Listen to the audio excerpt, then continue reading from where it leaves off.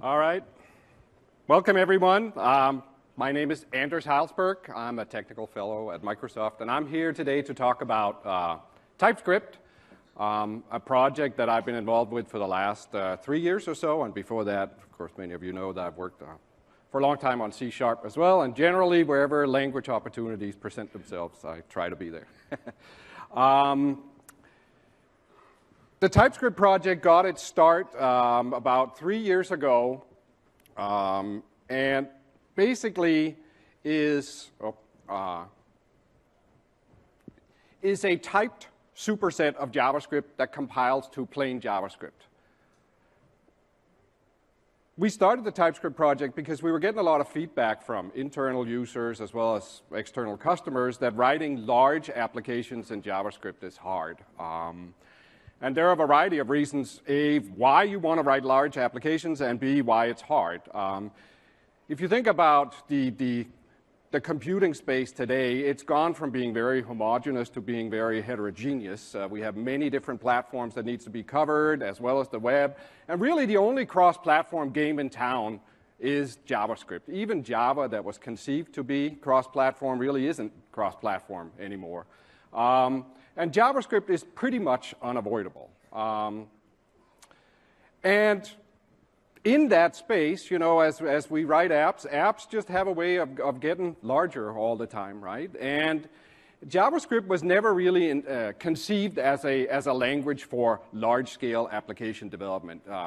You know, maybe the target goal for JavaScript might have been 100 or 1,000 lines, and now people are with regularity writing 100,000-line apps in JavaScript. And that's very hard in a language that lacks all of the large-scale application structuring concepts that we've all gotten used to.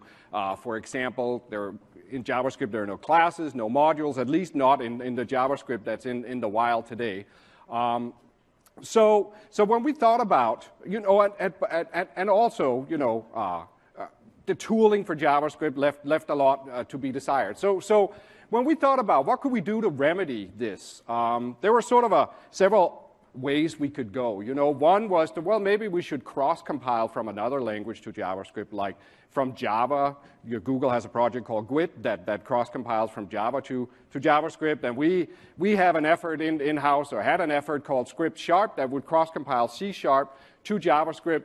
But if you think about it, probably the best way to write JavaScript apps is not to write them in a different language and then cross-compile them, because languages are different and they have different semantics and different facilities and so forth.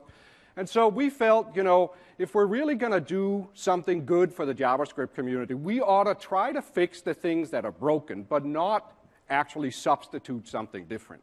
And that was really sort of a guiding principle for the Typescript project throughout. It's really about adding those things that are missing to JavaScript, and therefore it's a superset. And really, TypeScript to me sort of boils down to two major things. One is static types.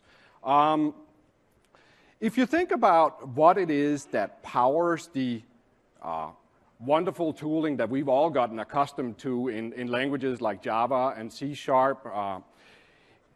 at the core of it all is static types. You know, once you have static types in a program, it becomes much easier for the IDE to reason about what's going on. Things like statement completion, safe refactoring, find all references, go to definition, all of those things at the core are powered by having a static type system that understands what's going on in your program. You take those away, and it really sort of becomes guesswork. At a point, you know, you get to, if you have, say, 10,000 lines of JavaScript, and let's say you want to refactor something. You want to change a name of a property to some other name. And unfortunately, you picked a very common name for the property, like text. And here you have 25,000 lines of code, and you want to change the text property on this object, but not on all the other objects. Now you basically have to go find and replace, and then look at every reference and guess right here, was this the one I wanted to change or not? And that's insanity. You know, no one wants to do that. And so what ends up happening is these large JavaScript code bases end up becoming read-only over time because people dare not touch them, you know, and you just sort of work around the problem instead of actually addressing the core issue. But with types, we can do a much better job. Now, the thing that's interesting in particular about TypeScript's types is that they are optional. Traditionally, type systems have been sort of an on or off thing. You either have a dynamic language with no types at all, or you have a statically typed language where everything has a type. But in TypeScript, we've sort of turned that switch into a dial. And you can type it as much as you want. And the more you type it, the more we can help you make your code better. So that's sort of one important benefit that TypeScript delivers. I would say another is the ability to use features from the future today. If you think about what's happening in JavaScript, or in ECMAScript and JavaScript, where we're at right now is ECMAScript 6 is about a month away from being ratified by the ECMAScript committee. The spec is done. It's nailed down. All that can be changed really at this point is commas. And there's a whole bunch of features that are being delivered in ECMAScript 6, like classes and modules and arrow functions and destructuring and lots of good stuff. But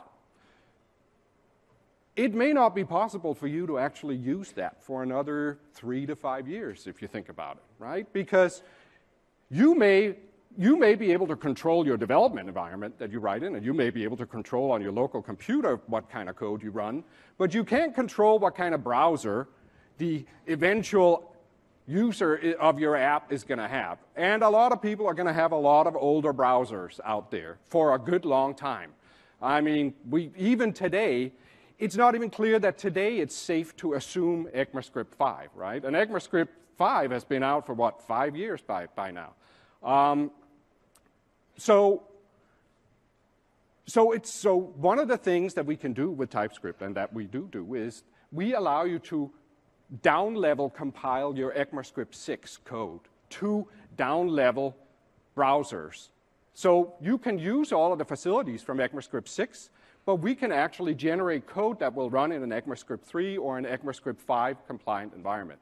So you get to have the future right now, if you will. And then later, as there's enough ECMAScript 6 that becomes available in the wild, you could maybe directly target ECMAScript 6 in your apps. We also knew, of course, in the TypeScript project that we had to be cross-platform because that's what JavaScript is all about, right? And so we wrote the TypeScript compiler in TypeScript, and of course, when it compiles itself, it produces JavaScript, and that JavaScript will run anywhere, on any browser, any host, any OS. Heck, you could run it on your phone even. We also knew that in order to appeal to the JavaScript community, we had to be open source, and from the get-go, we were open source. Originally hosted on CodePlex, but we moved to GitHub in June of last year, where we also introduced a new compiler architecture in TypeScript, and it's been fantastic. The response in the community has just been wonderful. It's an awesome workflow. We're very productive. We get lots of pull requests and lots of community participation as well. So TypeScript starts with JavaScript, as I said, and then we add types and tooling on top of it. But then when you compile, we produce plain JavaScript that runs everywhere. I would even say we strive very hard to produce pretty JavaScript, the JavaScript that you would have written yourself. Another advantage of us being a superset of JavaScript is that we can use all of the existing frameworks that are out there today with TypeScript. So frameworks like, of course, Node.js and jQuery and Angular and Knockout and Backbone and Ember, and I mean, there's a new framework every day. It's amazing how much energy is being poured into the JavaScript community, and by being a superset of JavaScript, we can work with all of that. But then if you add static typing to it, we can do even better. So that sort of is a quick overview of what TypeScript is, and I'm now going to switch and try to do some demoing. One of the things I should tell you, first of all, here is that, whoops, this thing went to sleep. Let me just see if my fingerprint there. Okay. today we released TypeScript 1.5 beta.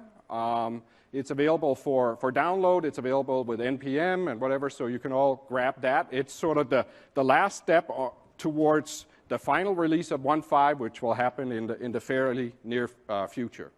I'm going to spend just a little bit of time just sort of showing you, what TypeScript works like and how we model types on top of JavaScript. Here's Visual Studio, my editor. I'm just going to grab a piece of code, a little function that sorts an array by name. And this is plain JavaScript here that I'm just pasting into a TypeScript file. And it just works because we are a superset.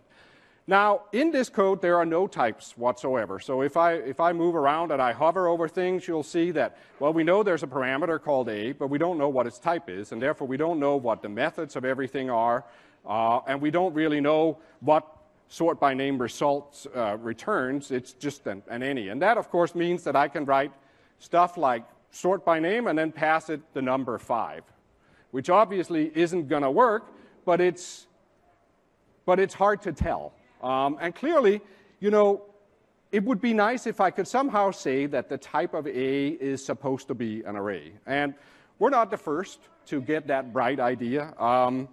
Google has a project called Closure that allows you to add type annotations in comments, something like that, for example, where you say, hey, this is supposed to be an array. That's one way of doing it, but like I've said before, hosting a type system in comments is probably not the best place to put it. It's not quite as expressive, and it's sort of like at a dissonance with the rest of the program. So what we allow you to do instead is to actually write type annotations in your program. So here we could say this A parameter should be an array of anything. So we don't care what it's an array of, but we do care that it's an array. And once I add that annotation, you'll see a bunch of things light up. Now we know that the type of A is an array, and therefore, when I say A dot, we can show you statement completion and show you all the methods of array. And furthermore, we can infer that slice returns an array, and therefore result becomes an array. And since we're returning an array result, then our function becomes a function that takes an array of anything and returns an array of anything. So what you're seeing here is type inference at work. I've only written one type annotation, but the types have actually flowed throughout the code, and we actually understand a lot about your code just from that single type annotation. You also notice now that we can actually give you an error here. We can say a number is not an array. There's something wrong with your program. Now, of course, it's not the entire story, though. If you look at our function here, it calls a sort method on the array, and sort takes a callback function that presents two elements, and you're supposed to compare them. But since it's an array of anything, we don't really know what the type of X and Y are, so we're sort of partially typed here.